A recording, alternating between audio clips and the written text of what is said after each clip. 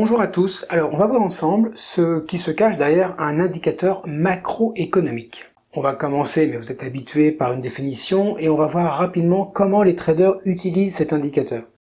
Et puis on résumera le contenu de la vidéo avant de repartir sur les marchés en forme.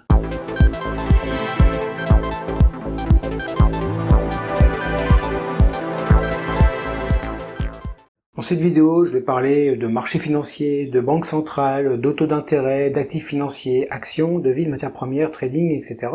Bon bref, vous voyez, il y a différents mots qui peuvent être techniques et que vous pouvez ne pas comprendre. Si c'est le cas, n'hésitez pas à fouiller dans la description de la vidéo pour trouver des liens qui vont vous diriger vers d'autres supports pouvant vous aider à comprendre.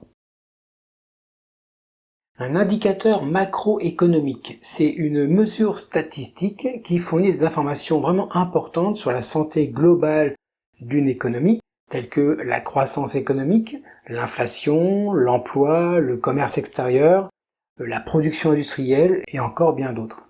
Pour un trader, un indicateur macroéconomique est essentiellement une donnée chiffrée qui permet d'évaluer la santé économique d'un pays ou d'une région, ce qui peut avoir un impact significatif sur les marchés financiers.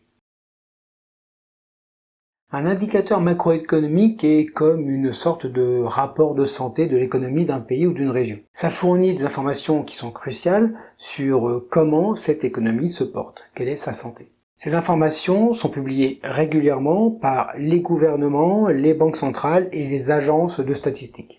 Comme on a vu dans la définition, les traders utilisent ces indicateurs pour anticiper comment l'économie pourrait évoluer à l'avenir. Par exemple, si un indicateur montre que l'emploi augmente rapidement, cela peut indiquer une économie en croissance. Et du coup, ça peut être positif pour les marchés boursiers. Par contre, évidemment, si l'inflation augmente rapidement, cela pourrait par contre être préoccupant car cela pourrait entraîner une hausse des taux d'intérêt, ce qui pourrait du coup affecter négativement les marchés financiers.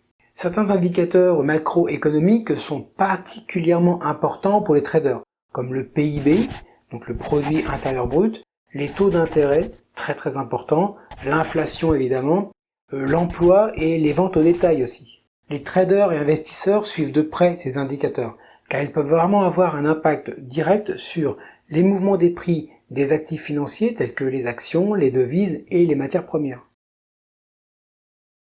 En résumé, un indicateur macroéconomique est une mesure statistique qui permet aux traders et aux investisseurs de comprendre la santé économique d'un pays ou d'une région et puis du coup anticiper comment cette économie pourrait influencer les marchés financiers.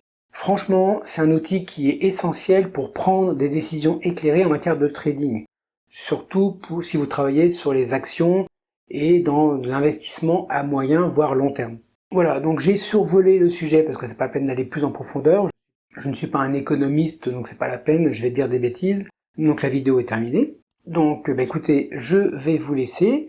Avant de partir, n'oubliez pas le pouce, l'abonnement, le partage, le commentaire si j'ai dit des bêtises. Ça peut m'arriver, ça m'arrive même, donc allez-y s'il y a des choses à dire. Et puis moi, je vais vous souhaiter de faire des bons trades, d'être prudent sur les marchés, et de revenir dans une prochaine vidéo, puisque vous êtes abonné, ça devra le faire sans problème. À très bientôt.